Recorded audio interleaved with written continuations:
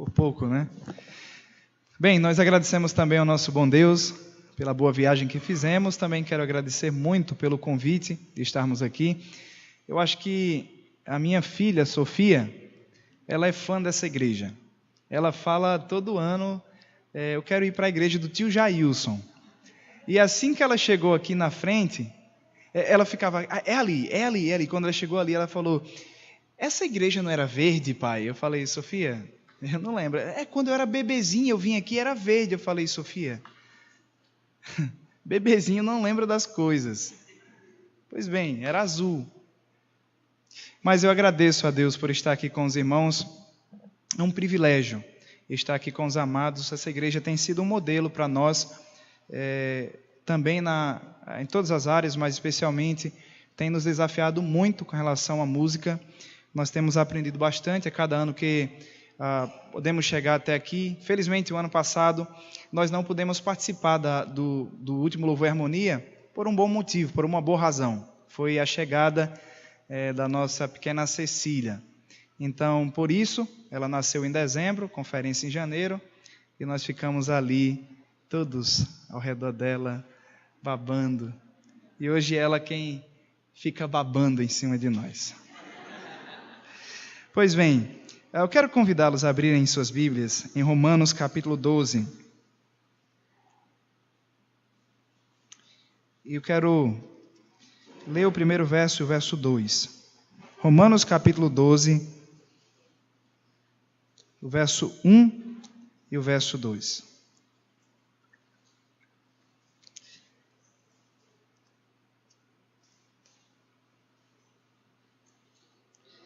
Romanos 12, 1 e 2 diz assim: Rogo-vos, pois, irmãos, pelas misericórdias de Deus, que apresenteis o vosso corpo por sacrifício vivo, santo e agradável a Deus, que é o vosso culto racional. E não vos conformeis com este século, mas transformai-vos pela renovação da vossa mente, para que experimenteis qual seja a boa, agradável e perfeita vontade de Deus. Amém? Vamos orar. Querido Deus, nós te agradecemos por estarmos juntos, reunidos em torno da Tua Palavra, e te agradecemos por tão grande privilégio que temos de servi-lo, e nesta noite nós queremos rogar que o Senhor nos ajude a podermos compreender melhor que grande privilégio nós temos. Nós rogamos não somente isso, mas que o Senhor nos ajude a olharmos para Ti, para a Tua Palavra, e encontrarmos motivações sólidas, motivações permanentes, duradouras, que colocam os nossos corações firmados e fincados no serviço do Senhor. Por favor, nos ajude a termos esse alimento sólido da Tua Palavra, e que seja por meio dele que as nossas vidas sejam desafiadas. Pois assim nós oramos em nome de Jesus. Amém. Eu posso tirar o microfone?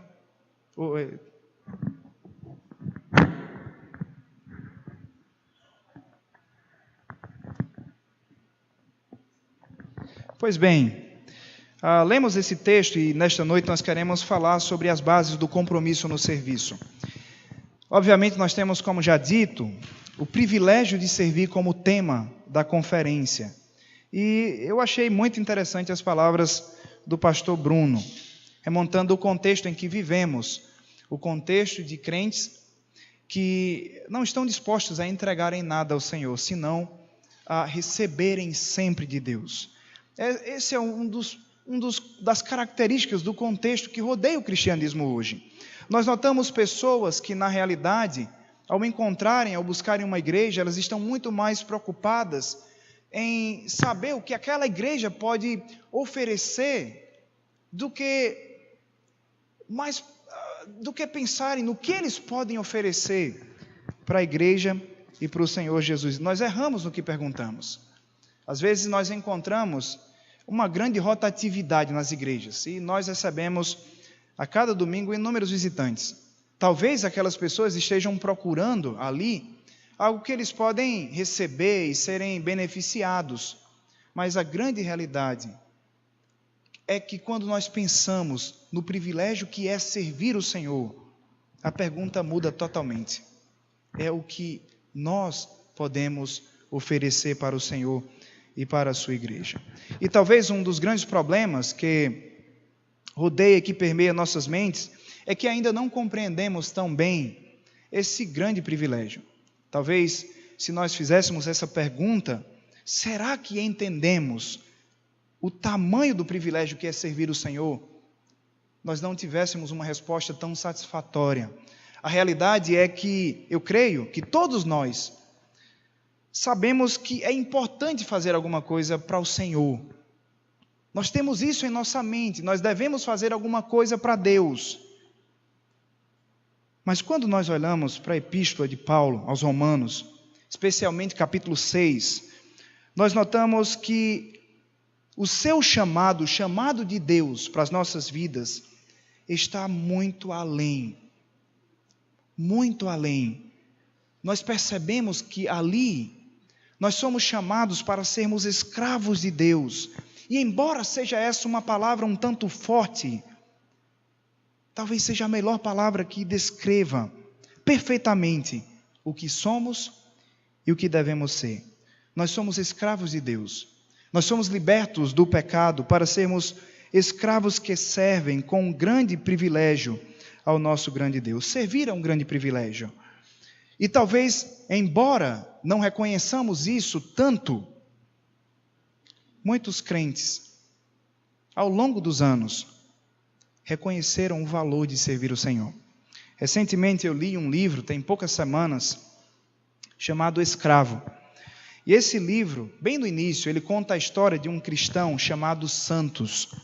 Tratava-se de um jovem diácono de Viena, segundo o livro, que por causa da sua fé em Cristo, ele havia sido preso e levado a julgamento. E o livro conta que, por repetidas vezes, ele foi ordenado a deixar a sua fé. Mas em nenhum momento, aquele homem, aquele jovem Santos, ele se deixava dissuadir pelas duras ameaças que recebia. Mas convicto, ele afirmava em língua romana: eu sou cristão. De acordo com um outro historiador, esse homem Santos, ele se cingiu de tal forma, de tal maneira, diante dos seus acusadores, que quando mais uma vez chamado a negar a sua fé, ele não disse outra coisa. Ele não disse o seu nome, ele não disse sua cidade, a sua condição, se era escravo ou livre, mas diante de todas as respostas, todas as questões, ele trazia a mesma resposta: eu sou cristão. E finalmente, quando eles perceberam que ele jamais iria negar a sua fé, ele então foi condenado a severa tortura e depois a um julgamento cruel. Sabe, quando nós olhamos para a vida desse homem e de tantos outros exemplos que rodeiam, que permeiam a história do cristianismo, nós nos perguntamos: será que ainda existem crentes assim? Será que em nossa própria geração existem crentes de um testemunho tal, de fidelidade tal, que estejam dispostos a suportarem ou preservarem a fé em Cristo, não importa o preço que isso custe? E quando eu olhei para a história daquele homem, pensando em nosso contexto, no meu próprio contexto, a primeira pergunta que veio à nossa mente é o que fez a diferença na vida daquele homem. O que fez a grande diferença não somente na vida de Santos, mas na vida de tantos outros crentes que, por causa da fé em Cristo, perderam as suas vidas ou foram severamente açoitados e castigados. E sabe, eu penso que o que estava tão alinhado em suas vidas eram as suas motivações. Foi a motivação daquele homem que fez dele, na realidade, um verdadeiro sacrifício vivo. Literalmente um sacrifício vivo no altar do Senhor. Porque quando nossas motivações estão corretas, isso se torna um combustível para o serviço do Senhor. se nós temos a motivação correta, nós seremos servos que servem com alegria. Se nós temos uma motivação alinhada com as Escrituras, nós seremos aqueles que servem sem avaliar os custos. É isso que nós encontramos. E sabe, se nós olharmos para o nosso redor e para a situação do cristianismo atual, nós iremos encontrar histórias completamente contrárias. Talvez vocês já ouviram a história daqueles jovens que nunca servem, porque suas motivações são completamente contrárias e terrenas. São aquelas pessoas que, quando chamadas para servir, nunca podem, porque seus objetivos e suas motivações estão sempre acima de qualquer coisa, e especialmente do serviço do Senhor. Eu lembro da história de alguém que me fez até rir acerca do serviço do Senhor. Alguém que estava ali no pré-vestibular, querendo fazer a prova do Enem e passar. E quando desafiado a servir, ele disse: olha, não posso agora porque estou estudando muito. Mas quando eu passar finalmente nessa prova do Enem, que agora são inúmeras questões, pode ter certeza, eu vou servir ao Senhor com toda a minha força. E vocês sabem, passou na prova do vestibular, do Enem, churrasco na igreja, alegria com os irmãos.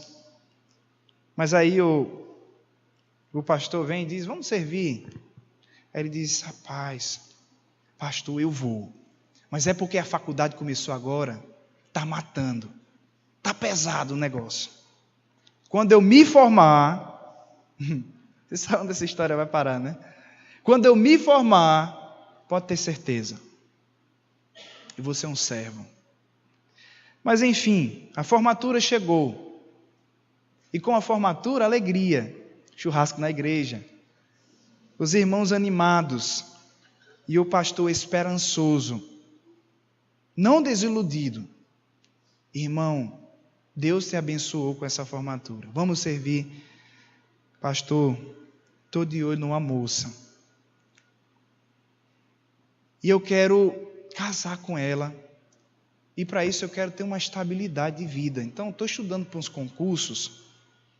Quando eu passar, vou ficar estabilizado.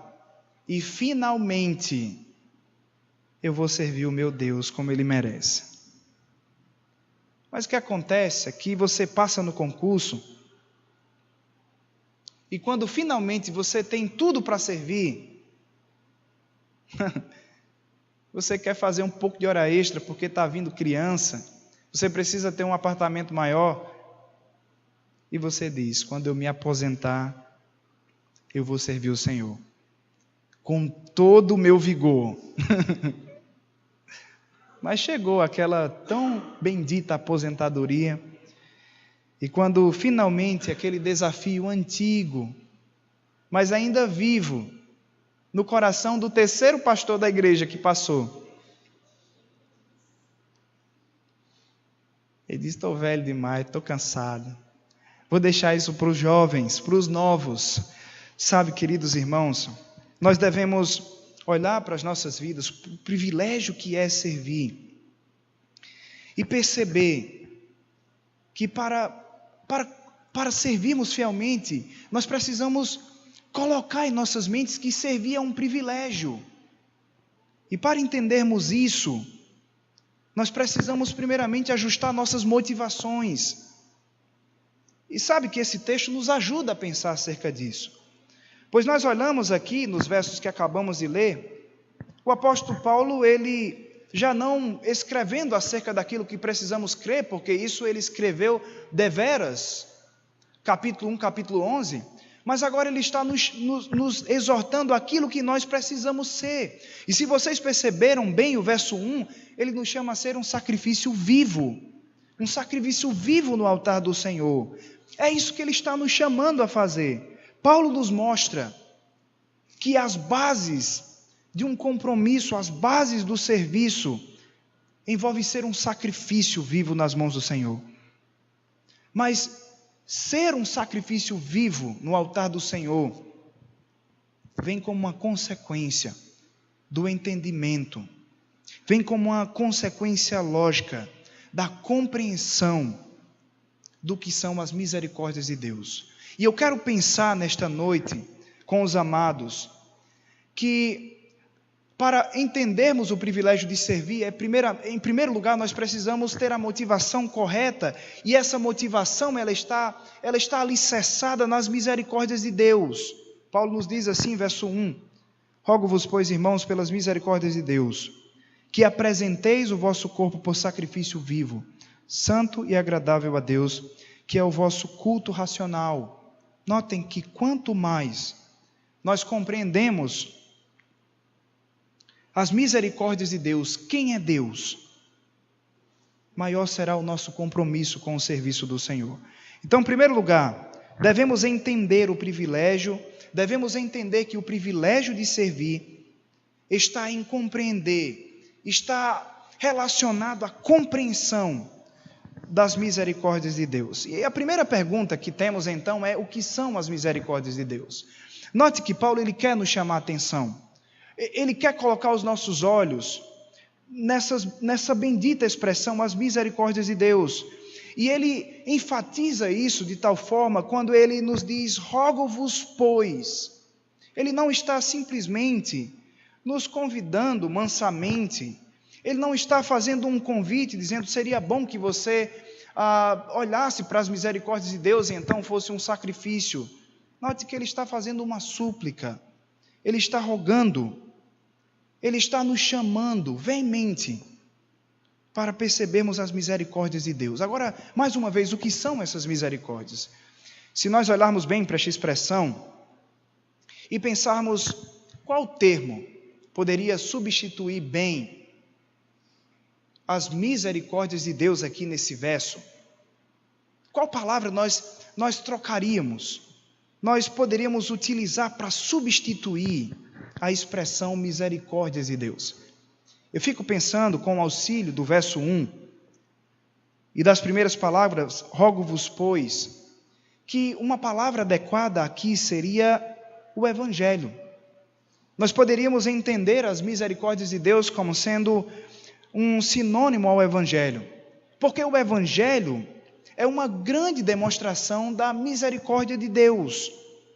O Evangelho e as misericórdias de Deus apresentam Deus dando o seu Filho para morrer por pecadores indignos, indesculpáveis, para os justificar, para os adotar de forma graciosa. É essa mensagem que permeia a carta de Paulo aos Romanos e que pode ser resumida na expressão as misericórdias de Deus. Eu achei fantástico que Kent Hill escreveu acerca disso. Ele disse que as misericórdias de Deus são nada mais, nada menos do que a provisão de Cristo na vida de homens terrivelmente quebrados e falidos. As misericórdias de Deus, ou a misericórdia de Deus, é o Evangelho na minha e na sua vida. E se você pensar um pouco, panoramicamente, na epístola de Paulo aos Romanos, você perceberá que as misericórdias de Deus, ou o Evangelho, inclui a paz de Deus, que é apresentada, capítulo 1, verso 7. Além do mais, o poder do Evangelho, capítulo 1, verso 16. A bondade, a longanimidade de Deus conosco, capítulo 2, verso 4. O perdão de todos os nossos pecados, pecados passados, presentes, e até mesmo os pecados futuros, e Paulo fala acerca disso, capítulo 7, verso 7 em diante, capítulo 4, perdão.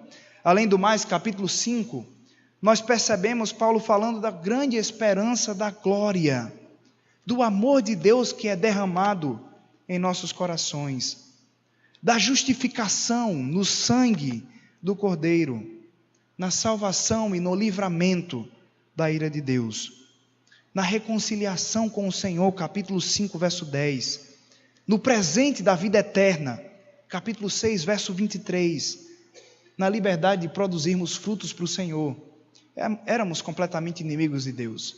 Hoje temos a liberdade de produzirmos frutos para Deus, capítulo 7.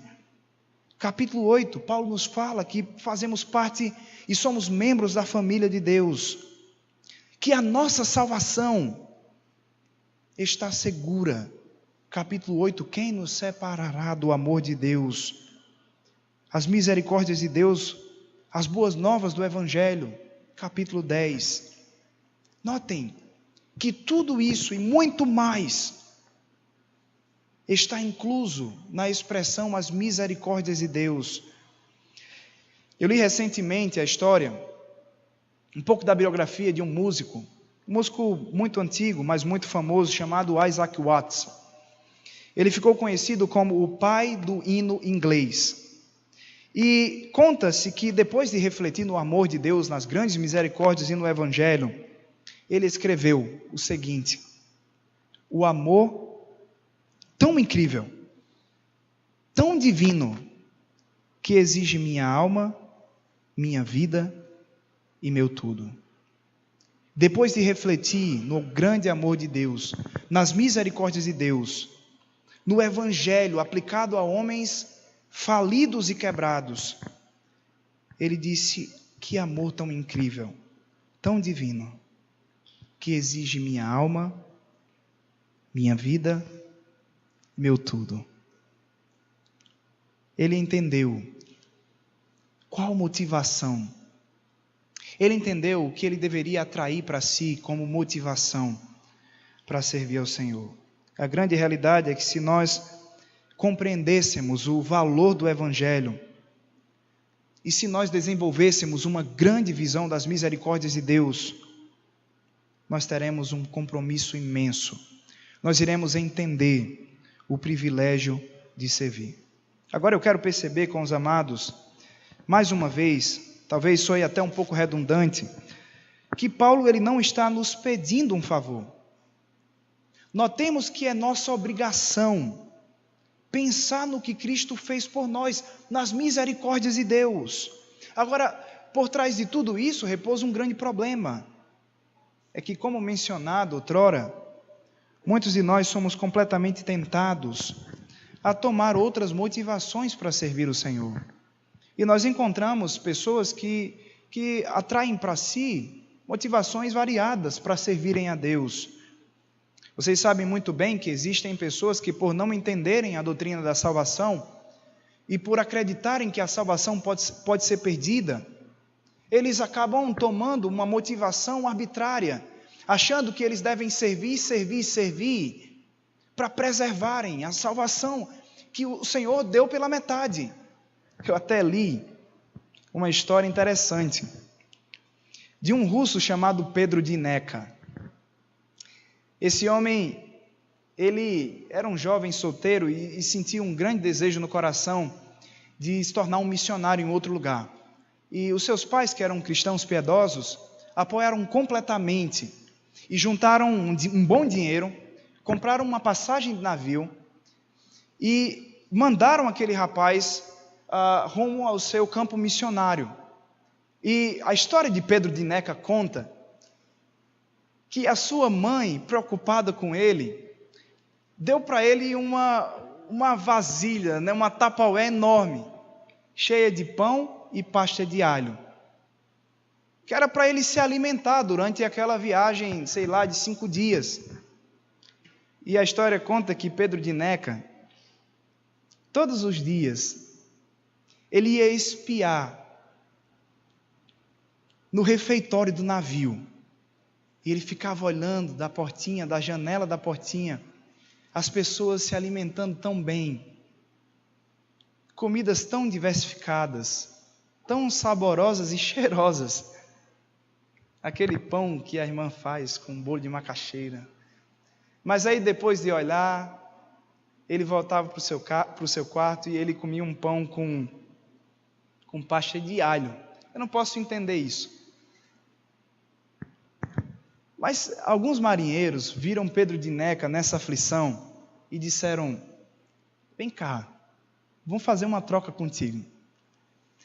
Você vai lavar a louça e eu vou te dar comida. Você vem aqui para trás, lava a louça e eu te dou um prato de comida. E assim foi se fazendo até que completasse então a viagem. Mas no último dia, Pedro de Neca descobriu algo estarrecedor.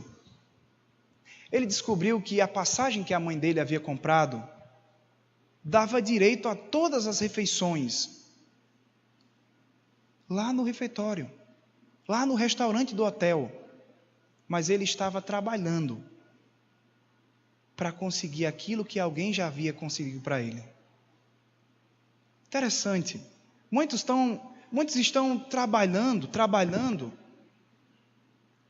por motivações erradas, para preservarem a salvação. Irmãos, nós já temos a salvação. Cristo já conquistou para nós, completamente. A motivação do serviço para o Senhor não é para preservar, para nos mantermos salvos. Nós devemos ter uma motivação correta. São as misericórdias do Evangelho aplicado à nossa vida. O sangue lavado. Existem outros também que adotam para si, ao invés das misericórdias de Deus, motivações secundárias, emoções. Muitas vezes nós passamos por um problema tão grandioso e recebemos uma grande bênção de Deus. Às vezes um problema de saúde, ou um outro problema familiar que o Senhor de maneira grandiosa resolveu para nós. E por causa disso eu digo, eu vou servir o meu Deus, Ele me ajudou ali. Mas existem outros também que estão buscando um casamento aí, sei lá, uma namorada. Eu vou servir, se Deus me atende o pedido, o clamor, e me concede aqui aquela bênção, aquela varoa. Mas notem que essas motivações, elas não são tão importantes. E elas perderiam o poder ao longo do tempo. Porque a emoção, ela pode até trazer grandes efeitos no início. Mas, com o tempo, ela se torna cansativa. Quando não temos a motivação correta, as motivações para o serviço nas misericórdias de Deus, nós vamos nos cansando.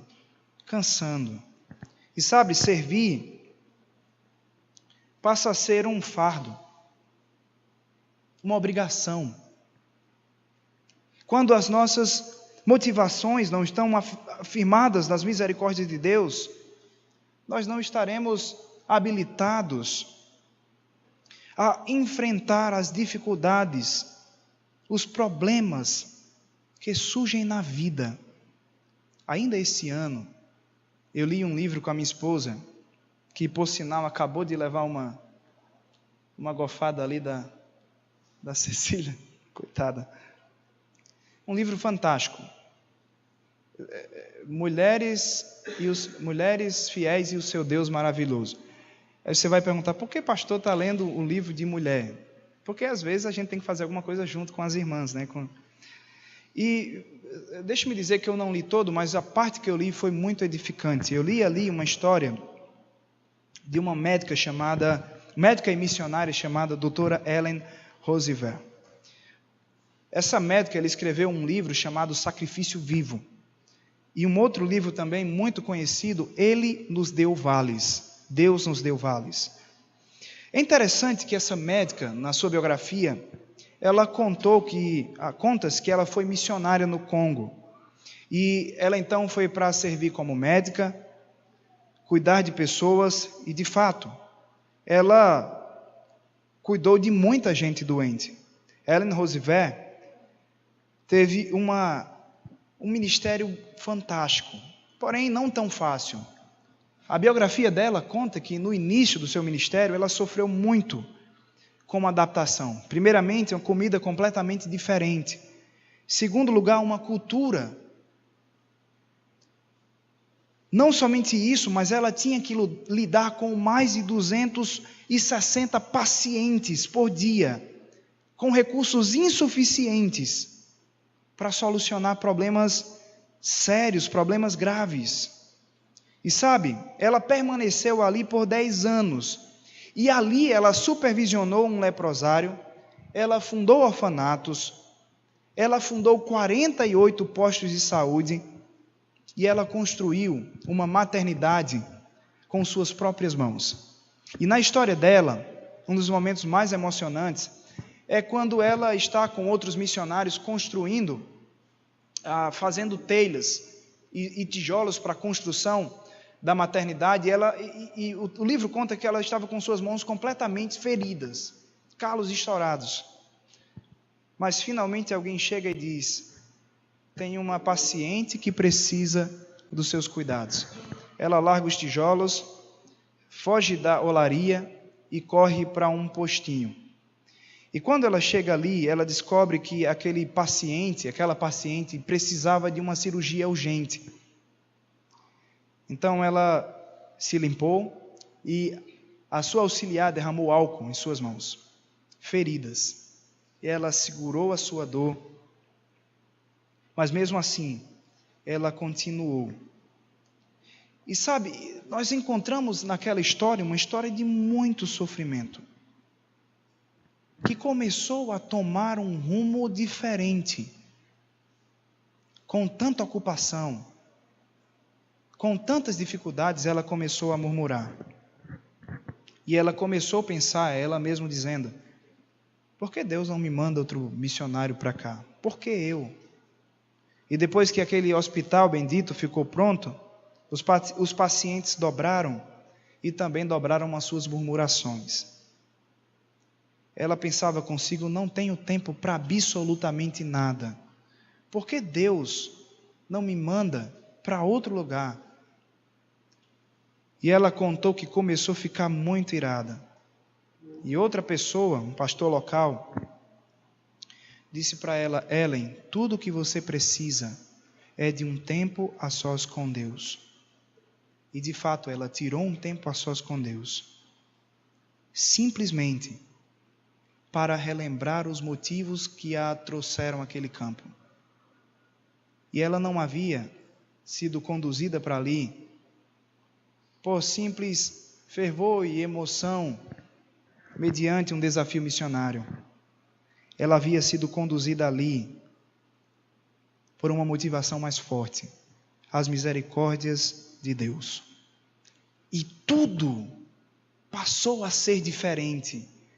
Queridos irmãos, uma compreensão correta das misericórdias de Deus muda tudo, muda completamente tudo ao nosso respeito, a começar das nossas perspectivas, nossas prioridades, especialmente do nosso serviço. Eu não sei o que tem te motivado para servir, mas o grande desafio que nós encontramos aqui é que antes de sermos um sacrifício vivo nas mãos do Senhor, nós precisamos compreender as misericórdias de Deus. Agora pensemos ainda mais. Será que eu e você precisamos de algo a mais para mover nossa vida? Será que precisamos de uma outra motivação para viver e servir o Senhor, que não seja as suas misericórdias? As misericórdias de Deus precisam penetrar profundamente o nosso ser e mudar o nosso pensamento acerca do serviço do Senhor. Agora notem também que, além de adquirirmos uma nova compreensão, uma compreensão correta das misericórdias de Deus, nós precisamos olhar para esse texto e saber que, para entendermos que servir é um privilégio, nós precisamos, antes de mais nada, compreender, ter um entendimento correto, um entendimento melhor do que seria submissão total. E nós vamos olhar para o verso 1, mais uma vez, quando ele nos diz: rogo-vos, pois, irmãos, pelas misericórdias de Deus, que apresenteis o vosso corpo por sacrifício vivo, santo e agradável a Deus, que é o vosso culto racional. Notem que ele conclama dizendo: apresenteis os vossos corpos. E daqui nós poderíamos extrair alguns detalhes importantes. Primeiramente, que Paulo ele não está pensando tão somente em pele e osso. Paulo está pensando em uma entrega total, o nosso ser por inteiro. É claro que não dá para entregar a metade do ser, mas ele pensa em nossos sonhos, desejos, planos, pensamentos.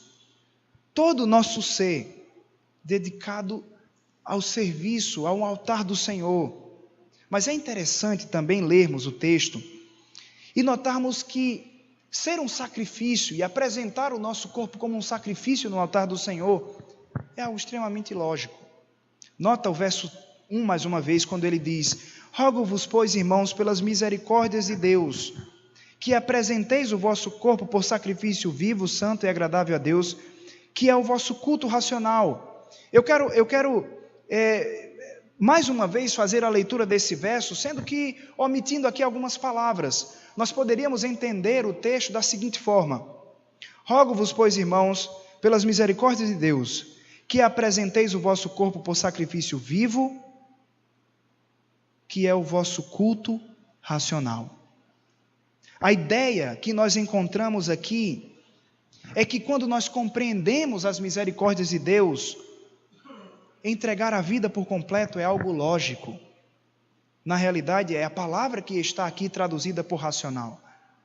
Quando nós entendemos o Evangelho aplicado ao nosso ser, não pode haver uma outra resposta senão as nossas vidas no altar do Senhor, porque caso contrário, isso é ilógico.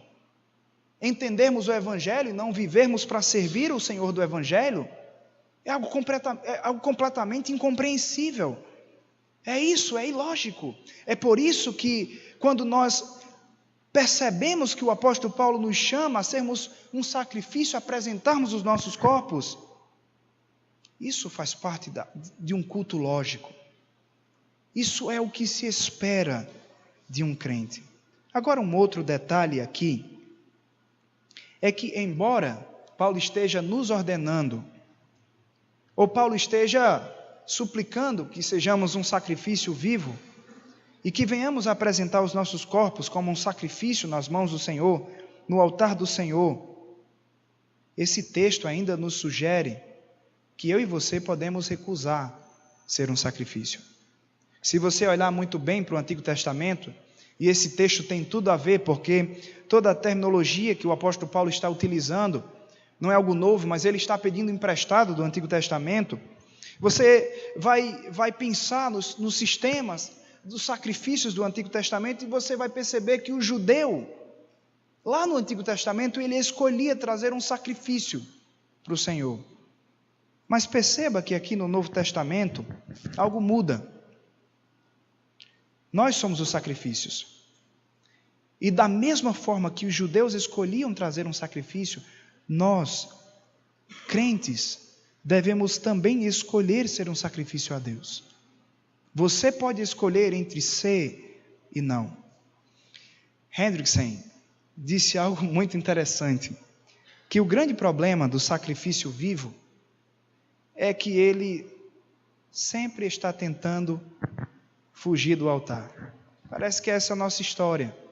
Nós sempre estamos tentando fugir do altar do Senhor. Eu li uma historinha interessante. Eu acho que eu já devo ter contado umas 700 e poucas vezes na minha igreja, mas como não contei nenhuma vez aqui, a história de um fazendeiro. E esse fazendeiro, ele conversou com seus animais para que cada um pudesse contribuir com o café da manhã. E foi algo moleza, porque a galinha rapidamente mandou 2 ovinhos para ali e disse: minha contribuição já está aí. Então a vaca mandou um leite quentinho e disse: a minha contribuição também está aqui. Só que depois todo mundo ficou olhando para o porquinho. E o porco, meio que encabulado, ele disse: para vocês é fácil, mas para mim o sacrifício é total, o compromisso é total. Não pode haver bacon sem o sacrifício do porco. E sabe, isso nos traz uma grande aplicação, porque nós somos aqueles que estamos prontos a nos comprometer com uma obra e o serviço do Senhor parcialmente. Quando se é para contribuir, seja financeiramente, seja com a própria vida no serviço do Senhor, se for por um período determinado, específico de tempo, você diz: pode colocar o meu nome. Nós estamos precisando levantar fundos para reformar tal área da igreja e precisamos que tantos irmãos doem 50 centavos por 12 meses. E você vai dizer, isso aí para mim é moleza. Mas não é um chamado parcial. O compromisso não é parcial. O compromisso é total. Aqui nós temos que a submissão é inteira, é total ao Senhor. Não devemos simplesmente pensar em sacrifícios parciais, mas em sacrifícios que são plenos. Serem sacrifício ao Senhor implica em obedecê-lo, entender o chamado dele e sem questionar segui-lo e sem reclamar obedecê-lo. É isso, submissão total. Eu li a história interessante de uma mulher chamada Frances Havergal. Ela era uma crente há muito tempo. Talvez muitos aqui já são crentes há muito tempo. E ela sabia muito até da Bíblia. Mas ela também compreendia que havia muitos lugares em sua vida que ainda não pertenciam a Deus, mas que pertenciam a ela mesma. Talvez assim como muitos de nós aqui, ainda tenhamos muitas áreas da nossa vida que não pertencem a Deus e que nem estamos dispostos a compartilhar com ela. Mas certo dia, ela entendeu que o sacrifício é completo. E quando ela compreendeu isso, foi quando ela escreveu um hino que está em nossos hinários, o hino 296, que tem por título: A ti seja consagrada minha vida, meu Senhor. Eu acho que vocês conhecem, a igreja conhece esse hino.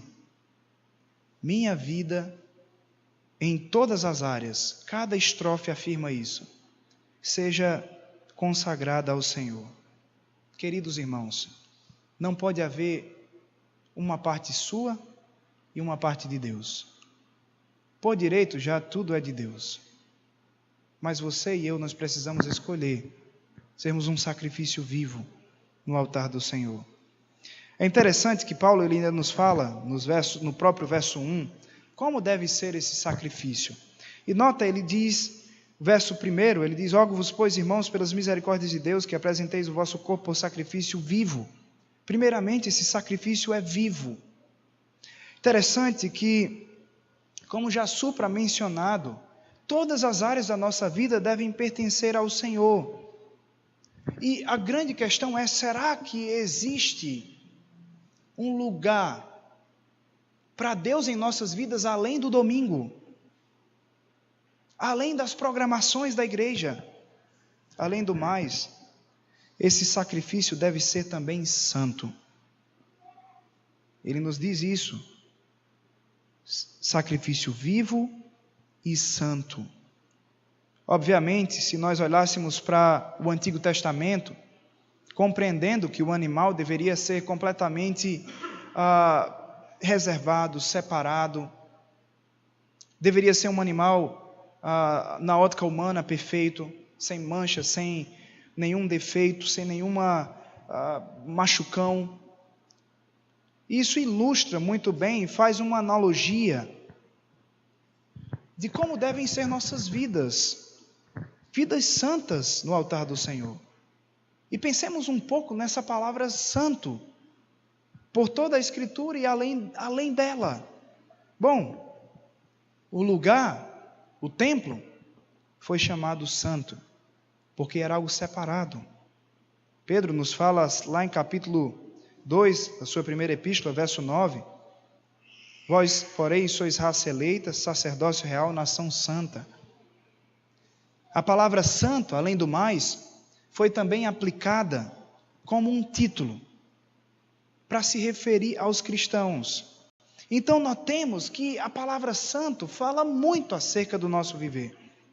Fala acerca de uma posição, fala acerca de sermos separados, mas acima de tudo fala acerca de evidenciarmos o Evangelho, de tornarmos o Evangelho visível, tornarmos o Evangelho perceptível.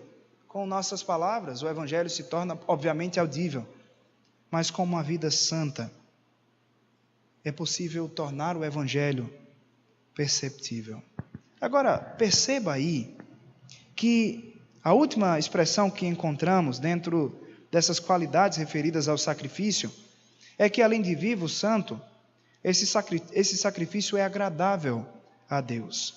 E aqui, eu quero concluir pensando que no serviço, nós somos chamados a oferecer algo que agrada ao Senhor. Isso é um tiro na nossa natureza egocêntrica.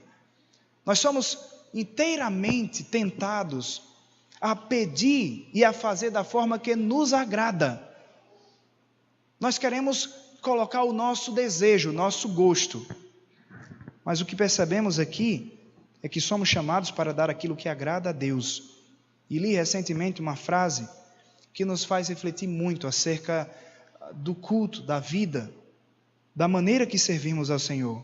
Alguém disse sabiamente que a qualidade do presente revela o valor que o doador dá ao recipiente. Em outras palavras, ele estava dizendo que o sacrifício que nós oferecemos ao Senhor revela o valor que nós damos a Deus, revela aquilo que nós pensamos do Senhor. Isso nos faz avaliar nossa vida, nosso serviço, cada área, cada ministério, a maneira com a qual nos comportamos, aquilo que trazemos para oferecer ao Senhor. Lembre, meu querido irmão, que a maneira, que o pacote, que a forma que você embrulha o pacote, revela plenamente, completamente, o que você pensa acerca de Deus. Se você é negligente, se você é relapso, isso nos faz pensar, isso revela que você não se importa nem um pouco com seu Deus, que você não entendeu as misericórdias do Senhor, que você não entendeu o que é submissão total. Então, avaliemos o quanto e como nós estamos servindo o Senhor. Deus é o Deus das misericórdias. É o Deus que pede um sacrifício agradável. Sabe, se nós olharmos para as Escrituras e para o Evangelho, nós iremos perceber que a salvação, o Evangelho, é o presente de Deus para cada um de nós. E o sacrifício que nós somos chamados a fazer aqui é o nosso presente para Deus. Eu e você não fomos chamados simplesmente para receber. Nós somos chamados a entregar. Nós somos chamados para servir, para sermos um sacrifício vivo nas mãos do Senhor. E servir e ser tudo isso é um privilégio. Mas é um privilégio que só será compreendido quando entendermos as misericórdias de Deus e quando compreendermos o que é submissão total, o que é ser um sacrifício vivo no altar do Senhor. Amém? Vamos orar. Querido Deus, nós te agradecemos pela primeira parte do nosso estudo e que o Senhor possa trabalhar em nossas vidas por meio deste texto. Eu sei que o Senhor tem muito, muito mais a falar para nossas vidas. E eu sei também, nosso Deus, que o Senhor espera muito mais acerca daquilo que podemos fazer para o Senhor. Então, por favor, nos desafie nesta noite a sermos servos leais, que compreendem e que têm motivações sinceras, que nos impulsionam para o serviço do Senhor. Que ao olharmos para o Teu amor, tenhamos também as mesmas palavras que o apóstolo Paulo teve em 2 Coríntios capítulo 5, o amor de Cristo nos constrange. Santo Deus, é isso que nós pedimos em nome de Jesus. Amém.